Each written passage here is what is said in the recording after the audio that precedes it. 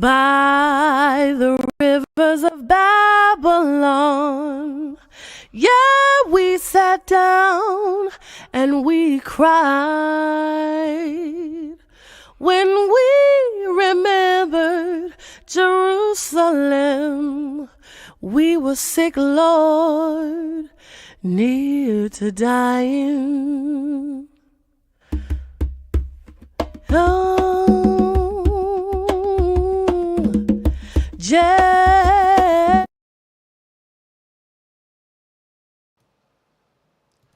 Shalom, shalom, family. Welcome to another Tanakh review. My name is Wayeilech.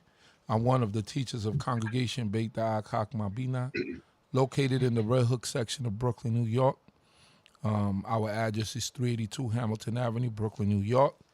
Giving glory to the Most High, King of the universe, Yehudah, for all things and everything, food, clothing, and shelter, wisdom, knowledge, and understanding. Thankful to the Most High God for this holy Shabbat day, and also thanking the Most High God for this this week. Also us observing the Day of Atonement. Thanking the Most High God and praying that the Most High God will give us a clean slate, all of us. I know that some of our brothers and sisters just finished at sundown, so I hope that everyone's fast was good. Praying and hoping that the Most High God will continue to be with this people, Yisrael, scattered in the four corners of the earth, and that he will continue to protect us. He is the mighty King of the universe, and besides him there is no other. There is no king, there is no savior.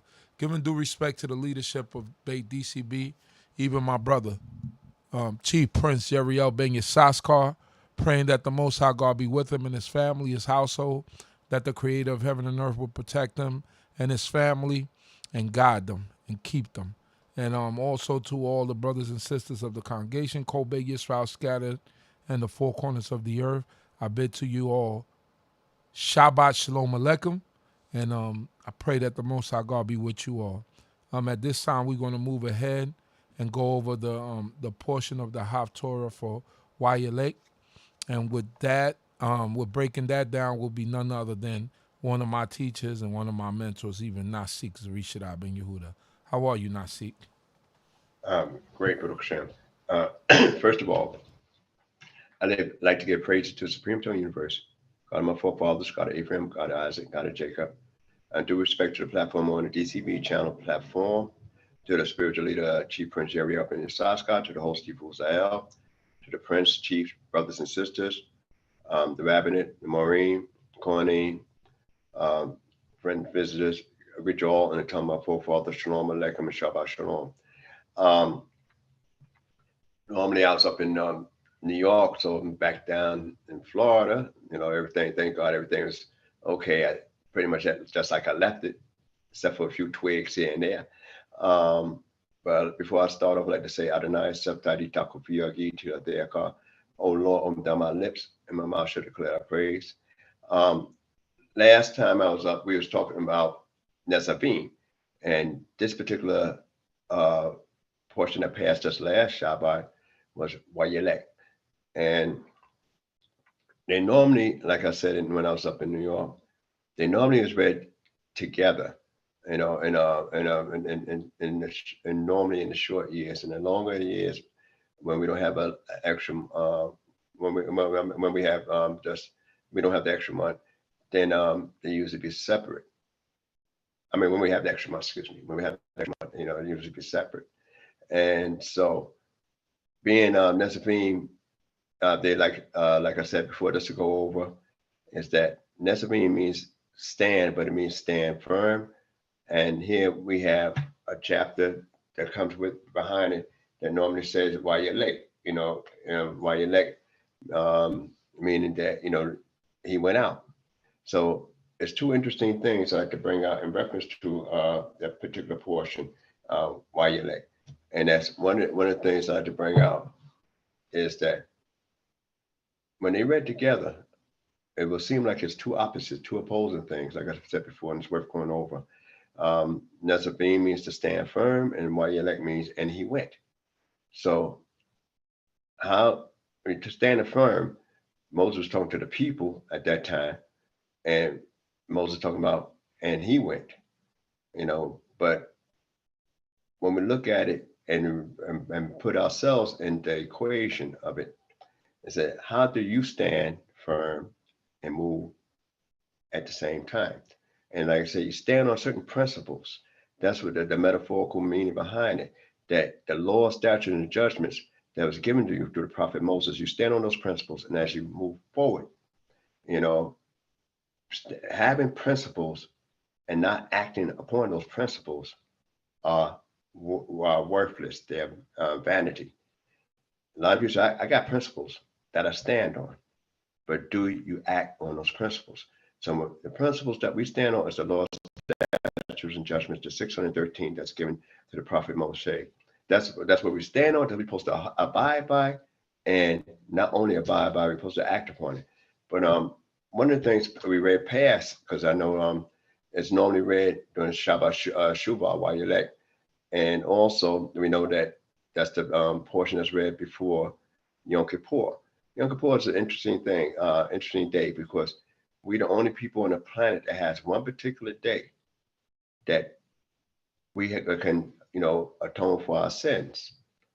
But before I get into that about Yom Kippur, I'd like to just go on, just highlight a couple of things in this before I get into a little bit about Yom Kippur, the season, and also into the Haftorah that goes along with Wayeilech.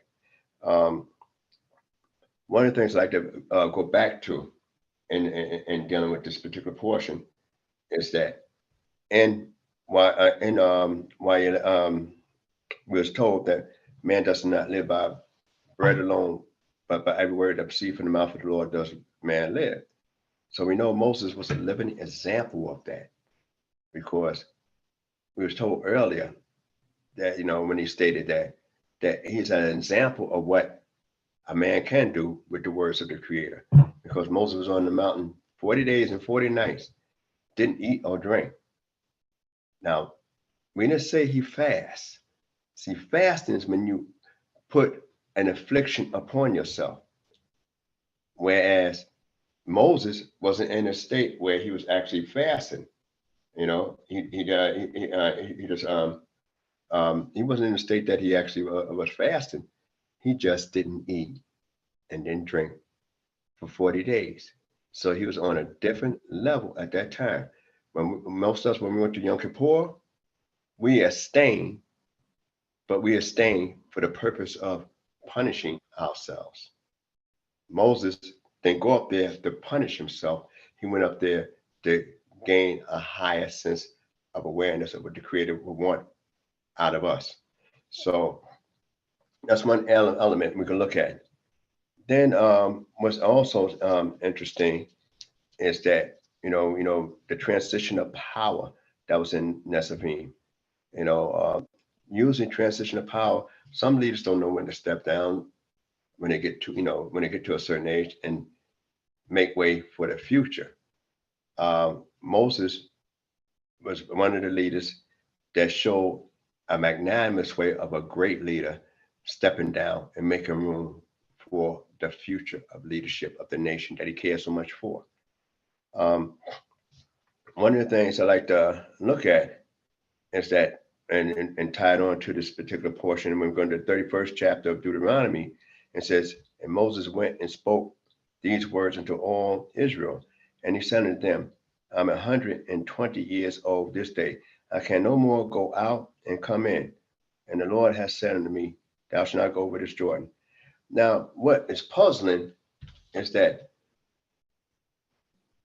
he already went out, because that's the name of the Sidra, and saying Moses went, and normally they say he went, and he spoke to the children of Israel.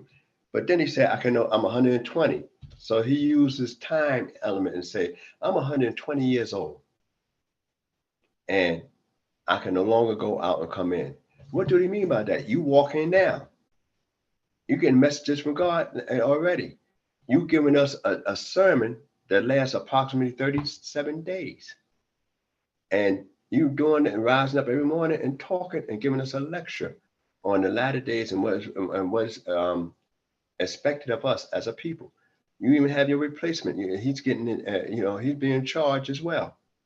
And yet you say you're not able to go out and come in.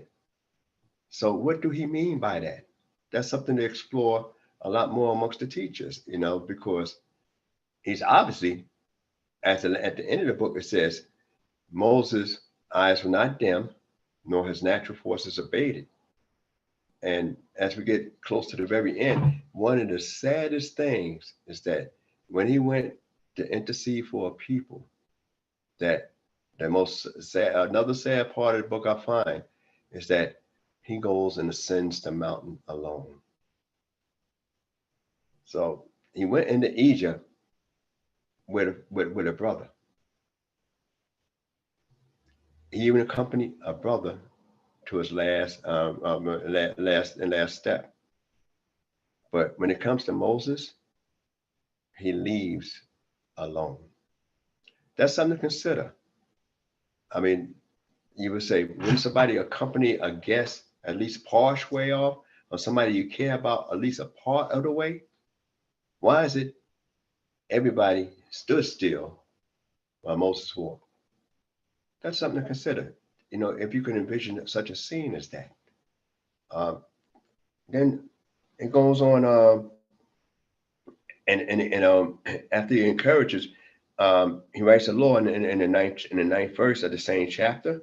It said, Moses wrote this law and delivered it unto the priests, the sons of Levi, that bore the ark of the covenant of the Lord, and unto all the elders of Israel. And Moses commanded them, saying, at the end of every 7 years, and the set time of the year of release, in the feast of tabernacles, when all Israel is come to appear before the Lord thy God, in the place which he shall choose, thou shalt read this law before all Israel in their hearing. This is an important verse right here, I find, because now it talks about two different elements here. You have the year of release and the seventh year, the Shemitah year, the sabbatical year, that's declared on the 10th of the month of Ethanim, or what most people refer to as Tishri, which is the 7th month. But yet, the reading is not to take place until the time of Sukkot. So you say, I declared it, but the reading is 5 days after that, 10th day of the month. And you say, okay, it's always a controversy and always a debate with some. Why would it just say, all right, at the end of 7 years, when the 15th of the month come around, then you do this teaching? Why they emphasize during the time of Sukkot that you actually do the teachings instead of just say the 15th of the month, which we know automatically is Sukkot? These are some of the things that, bear some discussion amongst the various teachers, that you have in your various midst.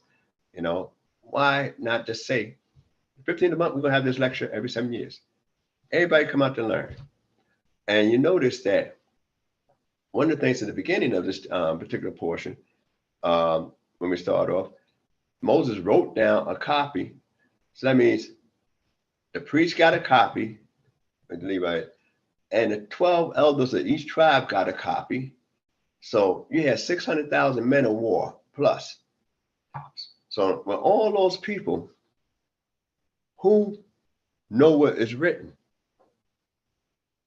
So now you're going to have teachers in various areas that at least attend, if no other time than Sukkot. And what's remarkable is that all nations will have to attend Sukkot in the latter days, but they never have to attend Pesach.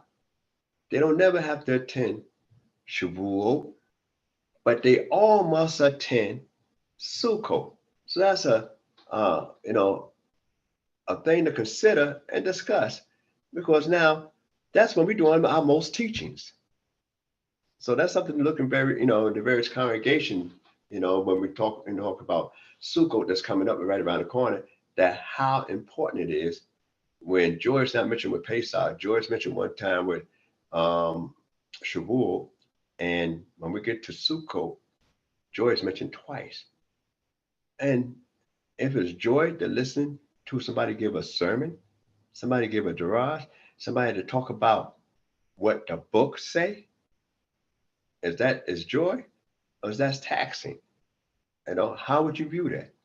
These are things to think about at that particular time when you're supposed to be, feasting, but when you come to the feast with your produce, not coming empty-handed, you got to sit in that 7th year and listen to somebody speak. How many people will have a copy of that law? How many people know all the law? Most of us have Tanakhs of scriptures in our houses, and some of us can't remember the first 7 days of creation, what was done in those first 7 days in creation, in Genesis. So how much more, the 613 laws, statutes, and judgments that's throughout the book from Genesis to Deuteronomy, even narrowing that down, how many people will know the Decalogue, or the words, the 10 words that was matters that was spoken at Mount Sinai by heart? No, even more than that, how many people would know the dietary laws, what to eat and what's not to eat? So, and then how much can you learn in that shorter time of Sukkot? Because you're not going to stay there the whole year. But yet, in that sabbatical year, you're supposed to be not only inspired, but motivated to pursue your studies in Torah. That's one of the great phenomena of this thing here. And then it says, it's not for you. So some people, in some countries, in some cultures, only the men is educated. Women are not educated. Some consider women in some cultures to be just bearers of children and just to stay at home. That's it, not to know anything. But any great man, real great man, going to have a great woman somewhere in his life. Any great man going to have a great woman in his life. Moses had several. He had his mother, he had his sister, he had a wife, and he had Pharaoh's daughter. So you look at that. The wife and the mother tried to preserve his life. The sister looked out for him to try to help his life out. His wife saved his life. And before his wife saved his life, Pharaoh's daughter went against a capital crime to pull him out, of that ark that he was in. So every great man has some woman that pretty much, enhance him. So when it comes down to the study of Torah, we can't just study Torah by ourselves and not have our wives, our children exposed to the laws, statutes, and judgment of God. If God is good for us, it should be good for everybody in our household. If God gonna bless us, then the blessing should be for the whole household. One of the things I always marvel at is when sisters and young children really sit down and study and discuss scriptures. I really marvel at that, and I really find that very fascinating. Today, you find more of that, the women going to the church and the men not going as much, unless the man is dragged by their wife or they're going to look for a wife. So if you go to a church or some institution, a religious institution, and look for a woman that is endowed with some spirituality, then that stands to reason that is the better kind of woman that would be made for a man. So now when we talk about everybody that shows up at this time, our way of life is not just for the men, and not for a certain class of men, but our way of life is so inclusive that even the covenant they talked about a while back, that it was everybody was included, including the stranger, if you want to be included. So now it's so much so that this law is so important. This law is so great that we read earlier when Moses made a statement in the 15th verse of the 30th chapter, see, I have set before thee this day life and good, and death and evil, and that I command thee this day to love the Lord thy God, to walk in his ways, and to keep his commandments and his statutes and his ordinances. Then thou shalt live and multiply, and the Lord thy God shall bless thee in the land whither thou goest to possess it. All right. So, and then we skip on down where it says, I call heaven and earth to witness against you. This day I have set before you, that's the 19th verse of the 30th chapter. I call heaven and earth to witness against you, that at this day that I have set before you thee life and death, the blessing and the curse. Therefore choose life, that thou mayest live, thou and thy seed. What is interesting, he didn't say choose the blessing. He didn't say choose the curse. But he said choose life. Now, if life is a blessing or death is a blessing, most people readily say death can't be a blessing. That depends on how the life you face is set before you. But when we go back to the if life's synonymous with blessings and death's synonymous with curses, and if you die, how much curse can you have? Those are things to ponder. But I'm going to go back to Leviticus just a little bit, the 18th chapter, just to share some things on that particular topic. And in the 18th chapter of Leviticus, and that's when after the death of Aaron's two sons, in the 18th chapter, and it starts on the first verse to the 5th verse. I just want to read that.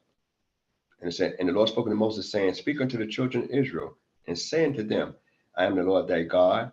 After the doings of the land of Egypt, wherein ye dwell, ye shall not do. And after the doings of the land of Canaan, whither I bring you, shall ye not do. Neither shall ye walk in their statutes. My ordinances shall ye do, and my statutes shall ye keep, to walk therein. I am the Lord your God. You shall therefore keep my statutes and my ordinances, which if a man do, he shall live by them. I am the Lord. So the Creator signed off on that. So when Moses talk about life, that'll be one of your answers to the puzzling question. Why did he just say choose life? Because it was explained when he gave a directive from the Creator in Leviticus that the Lord told him what to say. So he just reminded what was said years ago, 40 years earlier. But just putting it in a different manner today. But those are some of the things that, you can further discuss with your various teachers. And when in this particular chapter, he goes in the Lord, the 14th verse. Well, I'm going to skip on down just a little bit to save some time. You find out in the 16th verse of the same chapter, 31st chapter. And the Lord said unto Moses, behold, thou art about to sleep with thy fathers, and this people will rise up and go astray after the foreign gods of the land whither they go to be among them, and will forsake me and break my covenant, which I have made with them. Then my anger shall be kindled against them in that day, and I will forsake them, and I will hide my face from them, and they shall be devoured, and many evils and troubles shall come upon them. And so that they will say in that day, not these evil come upon us, because our God is not amongst us. All right. The concept of recognizing that God is not amongst you is one thing. That's something, but to say, when the Creator said he will hide his face, he said, I will hide my face from them. Do the Creator need to hide? That's a question that should come up. Do he really need to hide? And then another thing is that, why would he hide his face when he's non-corporal, you know, no image of him, no form of him exists. So therefore, why would he need to hide his face when we can't see him? You know, we can't look at him like we look at another person. Could it be, just something to talk about and think about, could it be as like a parent to see a child go astray and doing a lot of evil stuff or mischievous stuff? Well, I should say mischievous stuff. The child be doing a lot of mischievous stuff that you turn your head because you don't want to see it. Because they're going to hurt you so much to see that your child is just that mischievous, just that much of a busybody, that you're going to look away, possibly, because if I look and consider it more, you might get the full measure of the punishment. So could it be that I look away to try to hopefully extend some kind of mercy? Hopefully you will realize that you're doing wrong. There's something to consider in that area. One of the things, you don't want to look at your children doing evil and not do something. So a lot of times, people would just close their eyes when they hear certain things that the child might have done. So could that be one of the areas that we can consider when God said, when we do wrong, that he hide his face? Now, we all came into a season called Yom Kippur, Day of Atonement. And many of us fasted, and we fast on that particular day, the 10th of the month. And when we fast, most of us do it like a 26-hour fast and change, So basically, I just rounded up to say a day, from sundown to sundown. But the reason most people say 26 hours because you start on the 9th at evening to begin to afflict your soul according to the book that's written in Leviticus, the 23rd chapter. So hence, that's how most people would consider 26 hours, because you start earlier. You don't wait till it get dark to start your fast. You start your fast prior to it getting dark. And then that's why we say normally the fast day on Yom Kippur is basically 26 hours, some change.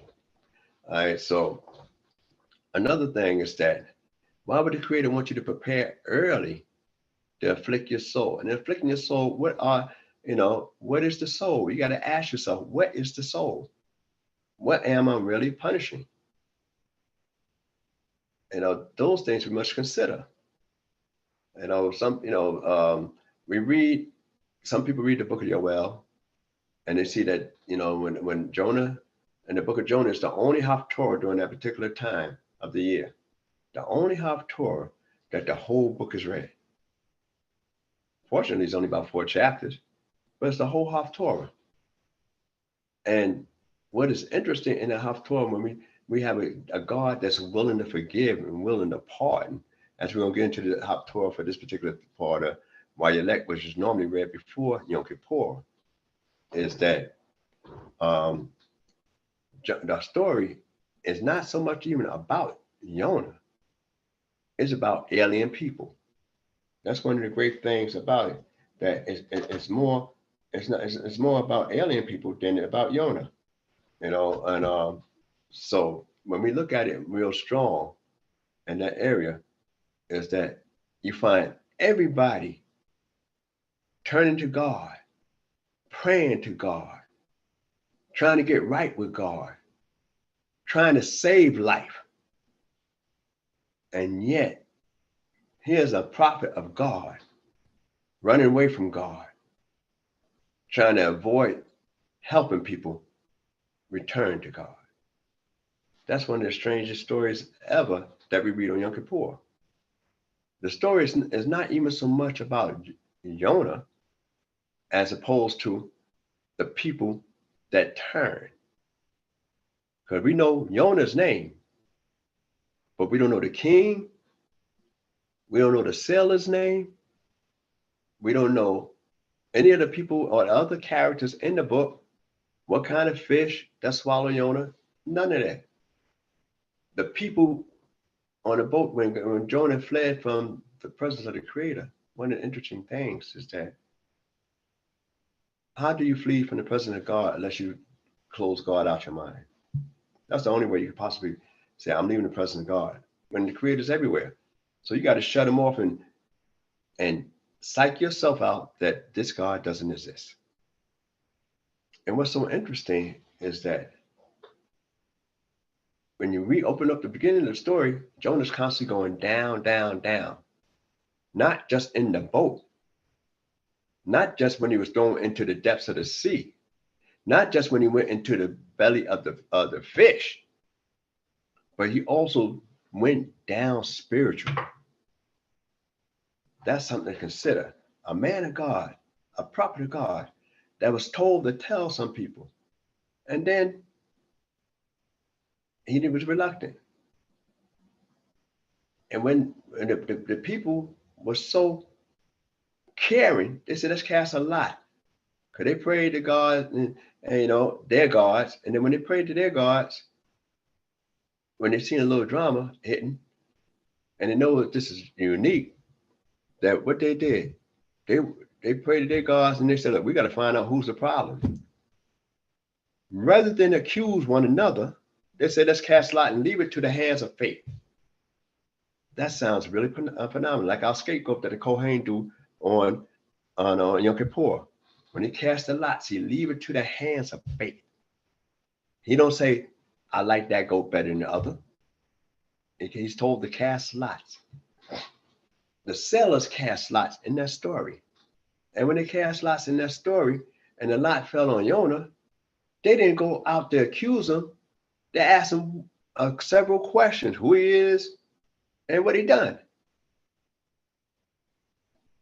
They didn't just go out and accuse him. So one of the great things is that a lot of times we accuse one another so readily without even investigating to ask the question again or waiting for a testimony from the individual. These sailors asked, and Jonah said, look, I know I'm the problem. Throw me overboard. Well, if you're the problem, why you didn't jump overboard? Those are questions that should resonate when we went through Yom Kippur and we read the Haftorah. If I'm the problem, why not jump overboard? Why I need you to throw me overboard? But you know what was so great? The sailors, their occupation was sailors, not saints, not priests, not devoted religious, but religious people, but they had a spiritual height of godliness that they refused to throw them off right away. They tried their best to work against God to save a stranger. Now that's something that we should learn. They tried their best and hardest to roll and against God because they was reluctant. And then when they finally gave in, then they said, let not the blood of this man be upon our lives, on our head. And they threw him in.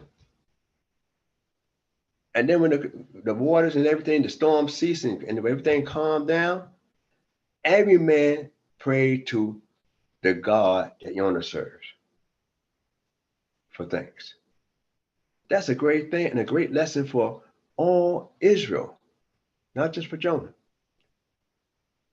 When the king declared a fast, because he never met Jonah, he told him to put sackcloth on the beast. Now, I know some Israelites, not to be disparaging, but just to enlighten and educate, people that might be listening to this here. Yom Kippur passed already, so I'm just sharing information going forward. Some people made their pets fast on Yom Kippur. And one brother, we laugh and joke about it, but he stopped. He just did it one time a while back one time, because he thought all souls and animals do have souls should be afflicted. And I was laughing. We was joking. I was joking with him, but he's a very good brother. And he's a very compassionate brother. So I found it so bizarre. So I just had to make a joke of it. And I said, here it is. You have a bird in the cage. The cage, bird been in the cage all his life that you had it. He rarely ever get out the cage. And you're going to say, I'm not going to feed him. When the ox, you're not supposed to muzzle the ox when he tread the corn, because you can't determine the ox wages. The ox himself know what he's worth when he's working treading the corn. That's why I say don't muzzle the ox while he's treading the corn. He's working for you and him, and he's going to tell you how much he needs to collect on the way. So, so we laughed about it and everything like that. And and I said, the bird probably said, Lord, look what this brother did to me. Here I'm locked up all my life in a cage. No, a bird supposed to fly free. And they're gonna read that 58th Psalm, let the oppressed go free. And yet, not only if I'm in jail, but I can't even eat. What's wrong with that? What did I do? So I'm saying that, and I'm using the brother, and like I said, the brother's a real good brother, and I love him, I know the family and everything like that, and he got such a kind of heart, but he wanted to do, try to go to the strictness of the laws, like the people in Nineveh. The king said, put sackcloth on the animals. That's actually a Persian custom. When you look up at some Persian customs, that's actually what the Persians did. That wasn't for us. We the ones need to get right with the Creator. Everything else is doing what the Creator's will. It's only mankind that do not do Creator's will. Some of the things when we were talking about in the confessions, and I'll speak on that. And I know I'm a little long. I'm trying to wrap it up as fast as I can and go into the Haftorah. But just at such an exciting time is that one of the things that you say in one of the your prayers of confession about sins, that the species, and this is how serious and deep it is that the species that God saved through the flood, we had caused them to go extinct. Man did, not God, man did.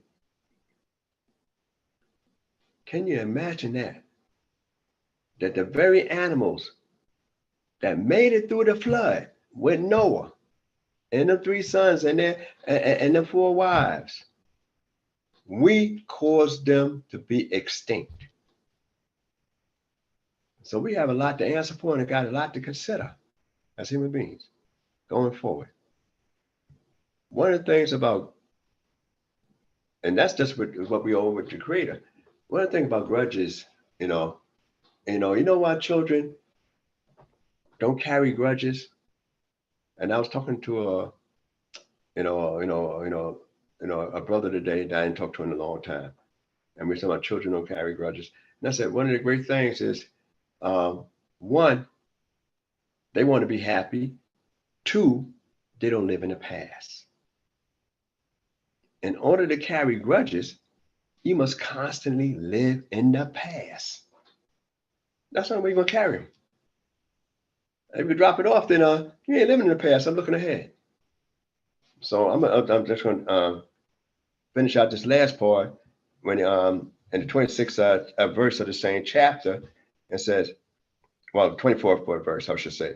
And it came to pass when Moses had made an end of writing the words of this law in a book until they were finished. He did a lot of writing. When we say the book was written by the prophet Moshe, we got it written right here that he wrote it. And it says that Moses commanded Levites that bore the ark of the covenant of the Lord, saying, take this book of the law and put it by the side of the ark of the covenant of the Lord your God, that it may be there for a witness against thee. Testimony, you read about that later on when one king, Josiah, found the book of the law. He couldn't believe what he read. For I know thy rebellion and thy stiff-necked and I stiff neck. Behold, while I am yet alive with you this day, ye have been rebellious against the Lord, and how much more after my death? You saying, God, Moses saying that y'all, we're not right then? We're not living right then while he's there? Assemble to me all the elders of your tribes and your officers, that I may speak these words in their ears, and call heaven and earth to witness against them. For I know that after my death, you will in any wise corruptly, deal corruptly, and turn aside from the way which I have commanded you. Evil will befall you in the end of days, because you will do that which is evil in the sight of the Lord. Provoke him through the works of your hands. And Moses spoke in the ears of all the assembly of Israel the words of this song until they were finished. So next time, which is in the Shabbat coming up, Hazienu, the song. This is the only song that's coming up where the lyrics came from God. Not from Moses, but from God. And we're supposed to remember the song. Most of us don't. Self-included. I don't remember the song all the way through. And I might get 1 or 2 bars going, and that's it. And the rest of that stuff I got to read or have a help sheet in front of me. But this is a song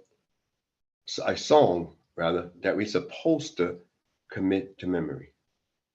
And it's written in 2 columns, almost like 2 witnesses band. Well, I get to that next time when I speak, but and speak more on it. But we're gonna move straight into the Haftorah. We got 2 Haftorahs. The Ashkenazi and the Sephardi both come from Hosea, the 14th chapter, 2nd verse, going to the 10th, and then they got a Mikal that they do from 7, the Sephardi, so the 7, 18, and 20. So, and then Ashkenazi do a different Haftorah for Wayeilech, but this Haftorah we're doing by the Sephardi for Wayeilech, which is 14, chapter 14, Hosea, and 2 to 10. What is interesting is that this is against the northern kingdom, and this is what Hosea had to say concerning that. Both of these prophets is mostly prophesizing during the time of the northern kingdom, about ready to go into captivity. So when you're ready, you can start 2nd verse.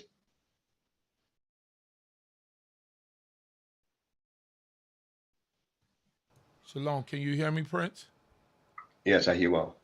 Hallelujah. We're going to the book of Hosea, chapter 14, verse 2. Return, O Yisrael, unto Yehudah thy God, for thou hast stumbled in thine iniquity. Hold it right there. First of all, that's why you get the term for the Shabbat called Shuvah, because it started off about return. And usually when you return, that means you left from where you belong to go someplace where you're not supposed to go. And therefore, it's talking about return, because that means we was at the place where we belong, but we went astray. All right. And then you notice that how the prophet put it through the words of God. It says we stumble in iniquity. In other words, that's not really you. You really is not that bad. That's not you. You're better than that. One of the prophets said earlier, how did Israel become such a degenerate vine? Because you was planted a good seed and a good vine, got good roots. So how do you turn out like that? That's not you. So the prophet right now letting you know that, I'm gonna give you the benefit of the doubt. You stumbling and bumbling because you think you know what's right. You think you know what's good for you, but it's not. Sometimes when a child be climbing up on something to get something off the counter, and he's kind of short, and he know good and well that his balance is compromised.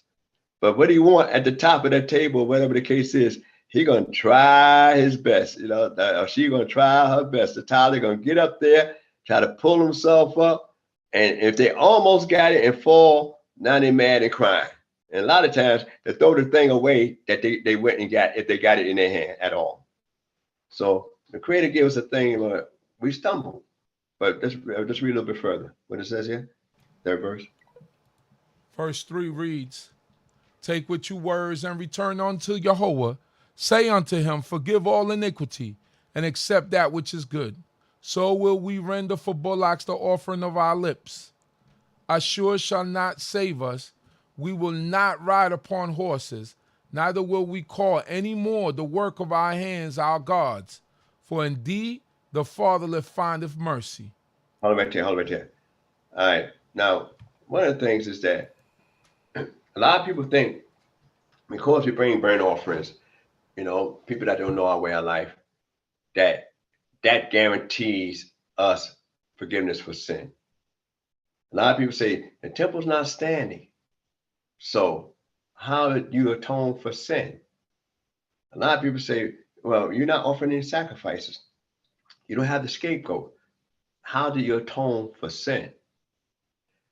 Thousands of years ago, you know, they was able to atone for sin. Don't you know that the tabernacle, from the time we hit the ark, we was going and observing Yom Kippur ever since after the first year out of Egypt. We was observing Yom Kippur. You know, that was part of our our law. So you're talking about over 30-something hundred years to the day, we're still observing Yom Kippur. The temple been destroyed for all close to 2,000 years. The last temple they built from the time of Ezra, from 70 CE, 2,000 years. But did that stop Yom Kippur? Did that stop us observing Pesach? Did that stop us observing Shavuot? For all that time, we consistently return back to our roots. And we're trying to constantly return to God. So even though the temple's not there, the laws, our life is embedded in the laws that God left on record for us to observe. So Hosea had to put it in their head that you could bring back words. David said in one of the Psalms, a broken heart and a contrite spirit thou will not despise. So therefore, the Creator will look at your heart and deal with that from there. A lot of times we will say, well, Creator know my heart, but I don't. The next person don't. That's between you and God. But certain things between me and you, then we have to be a parent. We got to express ourselves openly on a level that I can see. Because I don't know what you have in your heart. Only God do. So if you say God know your heart, true. But if you know your heart, if by knowing your heart, that means that it's good or bad. Because you might think it's good, but it might be bad. And you might think it's bad, it might be good. The Creator knows, but you don't even know. So we gotta look deeper, into ourselves on Yom Kippur, instead of constantly trying to compare ourselves to somebody else on Yom Kippur. But let's go a little bit further. Verse 5, it reads, I will heal their backsliding. I will love them freely, for mine anger is turned away from him. I will be as the dew unto Israel. He shall blossom as the lily and cast forth his roots as Lebanon. His branches shall spread, and his beauty shall be as the olive tree, and his fragrance as Lebanon. They that dwell under his shadow shall again make corn to grow, and shall blossom as the vine. The scent thereof shall be as the wine of Lebanon. Ephraim shall say, what have I to do any more with idols? As for me, I respond and look on him. I am like a leafy cypress tree. From me is thy fruit found. All right there. Right then and there. Now what's interesting is that what we learned, and those that went through Yom Kippur already, from the book of Jonah, Ephraim making a testimony. I'm not the same guy I was the day before. I changed. But people like to help remind you of what you were. It's hard for them to see what you had became. They only want to remember what you were. not how you develop and change that much. And even when they say, a lot of times they say, all right, you change. I change, or am I changing? Because if you say I'm changed, you constantly focus on what you think I was back then. And if it's negative, I don't want you to think about that. And if it was good, then it's a different approach that you have to come to me concerning that. You know, so that's the thing about open rebuke being better than secret love in that area. And then what is interesting is that Jonah, when he waited to see God punish a city, when God said he's not going to punish him, you know, God, he had a feeling and emotion for a vine. Can't you imagine that? A prophet of God had love and a feeling and emotion for a vine, but he had no emotion for people. You know, that's a sad revelation to look at. Here's a man thrown and wanted to die, and he's in a fish for 3 days before he decided to pray to come out. He was told to walk through Nineveh. He walked 1 day's journey, 1 day. That's it. He didn't try to cover the whole city. And then he get angry with the Creator. And we read the sad part about it is the Creator covered his sins. And he didn't recognize that. And it said covered his evil. Nothing is said evil concerning the other people. God, it says God saw their repentance. He didn't see the sackcloth. He didn't see the starvation. He didn't see the babies, you know, not eating. He didn't see the animals not eating. He saw the change. And it's important for us to realize that. All right. But we're going to finish this out and then go to the 3 verses in Mikal. We're in verse 10. 10. It reads, whoso is wise, let him understand these things. Whoso is prudent, let him know them. For the ways of Yahuwah are right, and the just do walk in them, but transgressors do stumble therein. All right. Now, they don't stumble in the law. They stumble when they go out of law. Because in iniquity, you're going to stumble. We're going to go straight to the book of Mikal in 3 verses. Mikal, we're going to pick it up 18, 19, and 20. That can conclude. We're in the book of Mikal, chapter 7, verse 18. It reads, who is a God like unto thee, that pardoneth the iniquity and passeth by the transgression of the remnant of his heritage?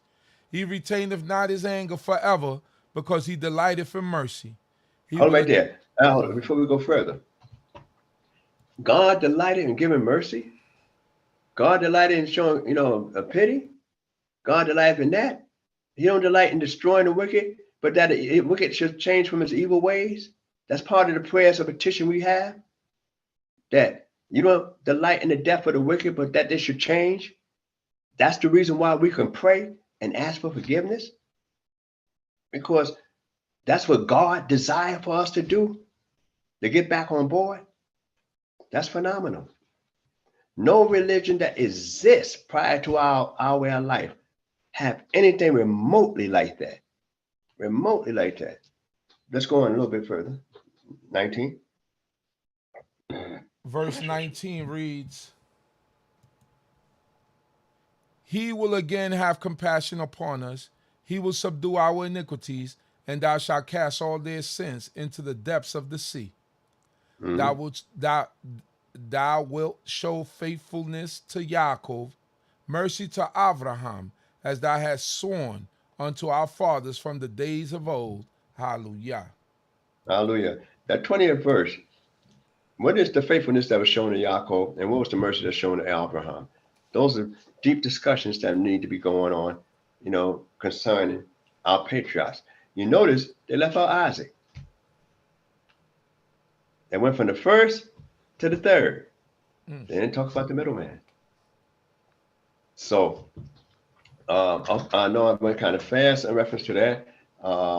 It's normally not my normal time. I'll be doing Haftorahs and reviews.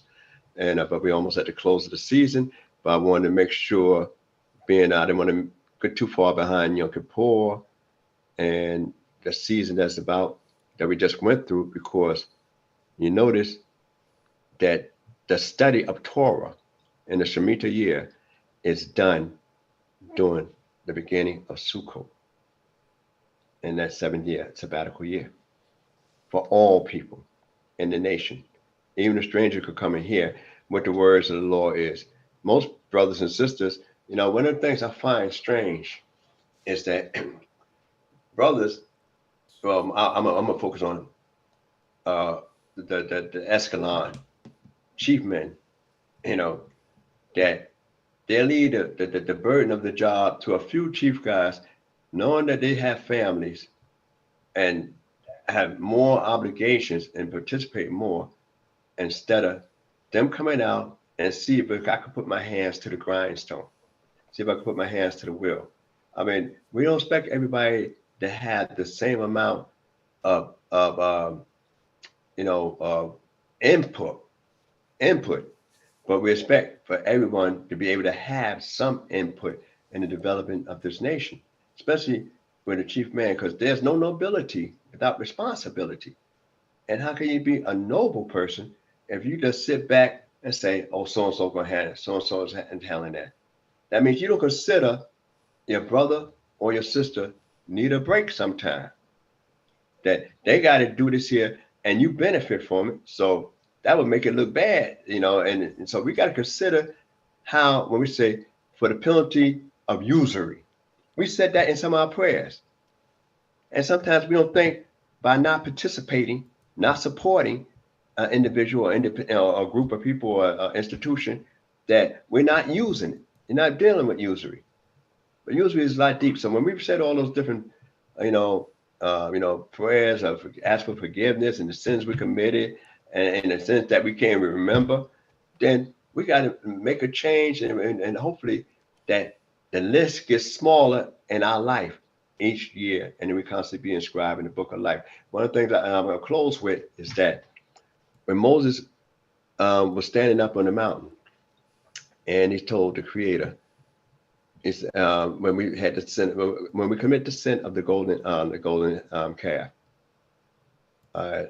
he said that blot me out. If you don't forgive them, blot me out of the book which you have written. And that's bold. That's rough. And I say it's rough because he already said God had written this book already. The book don't even belong to him, it belongs to God. And we belong to the Creator. And here you telling him to blot you out of his book. Like, I'm not allowing you to put me in it because you won't forgive them. And he's talking to God on our behalf. He got kind of rough as an attorney for us, as a defense attorney. But one of the things is this. The Creator said, I will blot out who I will blot out on my book. You can't tell me that's my book. I'll forgive who I want to forgive. That's me. You cannot forgive somebody for somebody else. That's why in the Tanakh, when I talk about from Genesis to Malachi, it's never a command for you as an individual to forgive somebody because you take a loss. But it's healthier for you. And then you got to understand, if you're afflicting the soul, are you afflicting something physical or spiritual? You got to ask that question. What is the soul? What is the nefesh that I'm afflicting? Is it the physical body, or is it the spiritual, or is both? Is the soul is something separate that I gotta say, I need to straighten you out because you ain't doing right, or is the body that get the soul in a lot of trouble? These are some concepts to think about as we move forward into Sukkot, and with that, and I hope you got something out of what I said. Any mistakes from my own, I would say Shalom Aleichem and Shabbat Shalom. Prince, Yes. Nasik, can you please explain to people where how the sidrot, the separation of the sidrot and the the Haftarah came about, how that came about?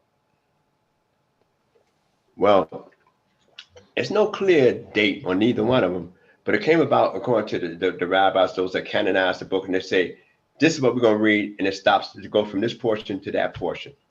It's not, so a lot of Israelites will say, we ain't going by the sages, the rabbis, people of the Talmud, but those guys that they consider rabbis or sages of Talmud, and we know stuff like that started from the time of Babylon. We know that for a fact, historically. They got other books that trace certain things and prayers from that particular time. And when people usually had this phobia, about other people doing it, I always have to ask them, how do you know the temple was destroyed? And what make you think the Romans did it? I mean, it's not in any book we go by. And we go by the Tanakh, we don't find that. Last thing we find is a guy called Malachi in 400 something BCE. Then what are we talking about the Greeks period for? Daniel prophesied about the Greeks. Why are we talking about them then? I mean, Malachi ain't around. So it's people that kept records all the time. So when we talk about traditions that's handed down, we only know because people were still doing it. And they jotted stuff down later on, but the traditions were developed for a thing of saying, well, I don't want to forget. Like I just read in this particular Sidra of Wayeilech, that everybody didn't have a book. Everybody didn't make it on Sukkot every year to pick up. We go over the book every year. We take a year just to read once a week. And a lot of us don't even study that much. And then some people go through a 3-year cycle to complete from Genesis to Deuteronomy. So it would take us, there's 52 weeks in a year. And some people can't sit in their seat to listen to a sermon, or a sermon on the book for 2 hours. Then how much are you going to retain and learn? You come to party, you come to enjoy. How well are you coming to remember? So all that rabbinical stuff, this is the Haftorah started by rabbis later on that they refer to as the sages, the people from the time of Ezra and then from the Babylonian period. And just like we find out that those 4 fast days that come up, the fast of the 4th month, the 5th month, and the 7th month and the 10th month, that those 4 fasts in our book, it tell you that we've been doing it for years. It started from the Babylonian period. So we got an inkling of that's where that started. So while we're in Babylon, if Ezekiel's sitting with the elders of Yehudah, what is he talking about? And Ezra come back as a ready scribe in the law. What was he talking about? How is he ready? Who was he teaching? We know that in any discipline, you got to practice it. You got to hone your skills. So it's us that took on other titles as rabbis and stuff like that there. But you had the priests and the different princes. But remember, when we left Babylon, Israel was never a sovereign nation. We was an occupied nation. Occupied. And we got to remember that, and we see that clearly in the book. While they built the second temple, we was under occupation and we paid tribute. So I hope I answered the question, in a nutshell.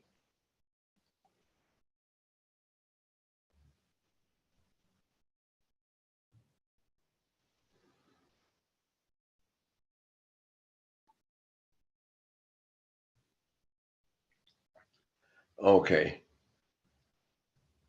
Well, it's already in for us already. Those that follow the Hillel calendar, Hillel the second, because 2 Hillels, Hillel the elder and Hillel the second. Hillel the second lived about 400 something CE, Common Era. He developed a calendar where you don't have to guess at, already written down, calculated mathematically, that would last for a couple 100 years, where within 200 years, you might be 3 days off where you have to make some adjustments. So it's a calculation that they already knew in ancient times. They just was reluctant to write it down because some traditions they developed they realized it was to their hurt that they had to make changes. So they found it was better to write it down so people in different parts of the world, because remember, everybody couldn't make it to Jerusalem. And we find that out during the time of Kings with Hezekiah, when he said he's going to keep the Passover in the second month. And why in the second month? Not because everybody's unclean by the dead, but he want other people that live in distant lands to come there. And they wasn't prepared themselves to have it in the first month. And he took counsel. So we got examples that when you get too far away, you got date lines, you got continents, and also New York is 3 hours ahead of California. Israel is 7 hours ahead of New York. So India is 10 hours ahead of New York, the East Coast. So an international date line, you can say, well, what day are we living in? What day we observing? So a lot of people don't like to discuss that. So the Shabbat is wherever you're at, and we settle on that. Wherever you're at the time the Shabbat come on.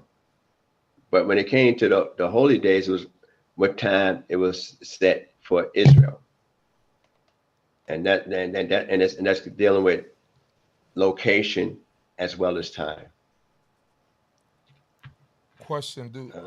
This is a personal question. Do you think that the earth is only 5,783 years old? The number was never meant to be how old the earth was. It was, we got those numbers from Adam. So a lot of times they say Adam lived 930 years. So the last guy to see Adam, according to the book of Genesis, was Lamech, Noah's father. Noah is the first man born after Adam's died. So if Adam lived 70 years short of 1,000, and then we know how long Noah was, how old was Lamech when Noah was born, from the stuff that was given in Genesis. Noah begins the second 1,000 years. And then Abraham, if we do the math, begins the third 1,000 years from Adam.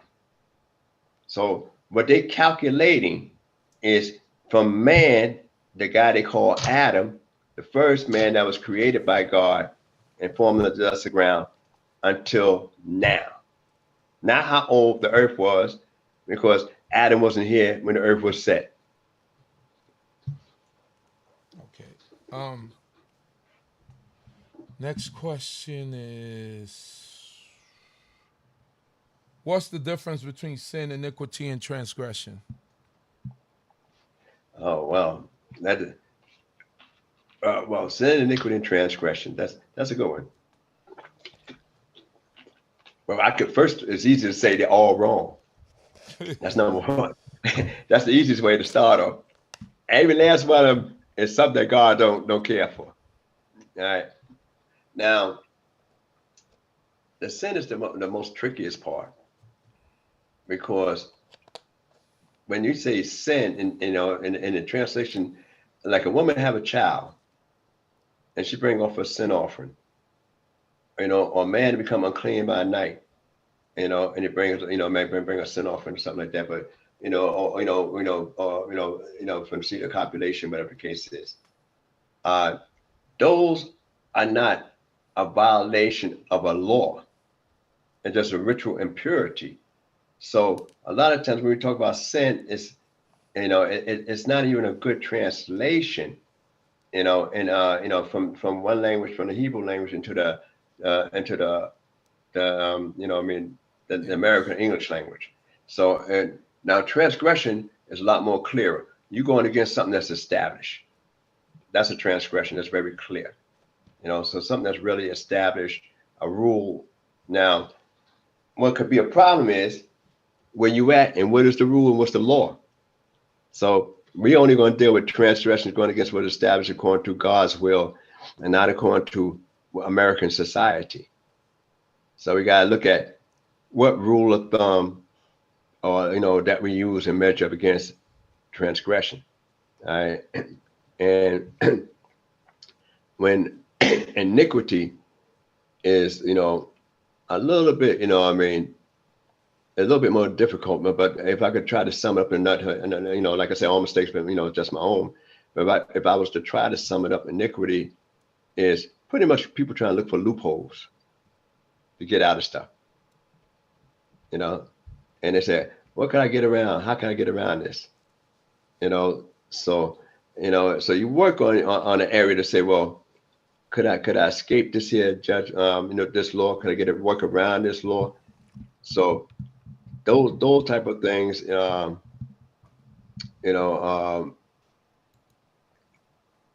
give you a good example of somebody that's trying to escape or work around certain things. The time of Eli, most people say Eli, his sons, when a certain sacrifice, they were boiled instead of doing the process the way it's supposed to be done, and they will stick a 3-pronged fork, a hook in, and whatever come out, that was theirs. So they left it up to chance instead of knowing that they're supposed to get X, Y, X amount of this and X amount of that. So those are some ideas, areas of iniquity. Okay. So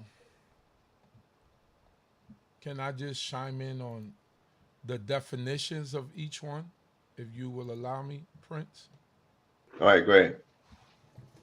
Sin is an immoral act considered to be a transgression against divine law.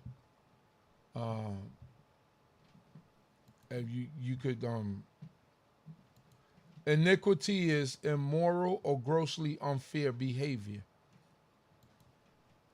And transgression is an act that goes against a law, rule, or code of conduct, and offense. So those are the 3 dictionary definitions. Yeah, but that's the dictionary as related to the laws in America, because like I said earlier, one sin itself, a person had to become unclean. Somebody drop dead in their arms. All right, they gotta be cleaned up. All right, they're unclean. All right, and or a Nazarite that somebody dropped dead by him. And when say a Nazarite, when he finish his vows and he bring a sin offering. So we can't go by those particular areas there. And one thing I was discussing, I'm just gonna share this as an example here. And hopefully it sheds some light on some things. And I was talking to a sister, and I said, when it says a just weight and a just balance is God's delight. And I believe, I didn't look it up, since I was talking, unfortunately, so forgive me for that. But I was saying there's 3 areas, that's off the top of my head, where it says that your days may be long from the land which Lord thy God giveth thee.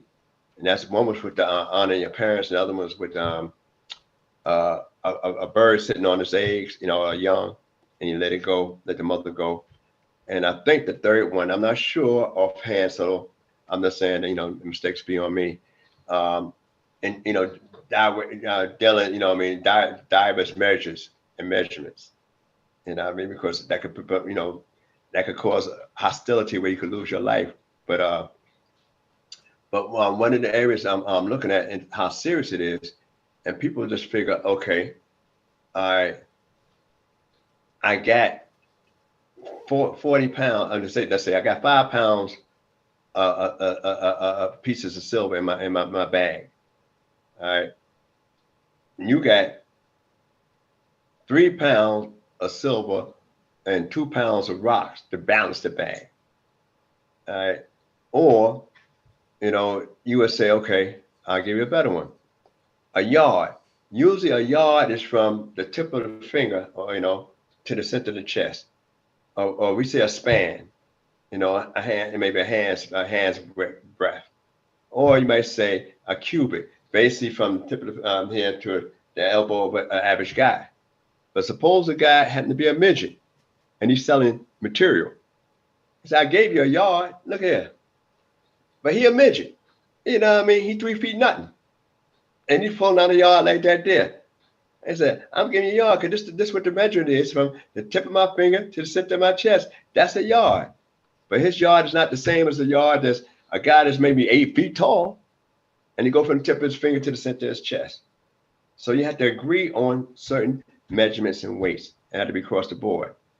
And so that's some of the subtleties how people can violate simply because, intentionally or unintentionally, because you might not have a rule of thumb. And since I used the term rule of thumb, it's an old Roman term I would share right now at this moment, where if you had to, use a rod, today a lot of people are having that, but I'm saying you use a rod to beat your wife, that you could not have a rod thicker than your thumb, or else you're going to be in trouble with the law, the Roman law.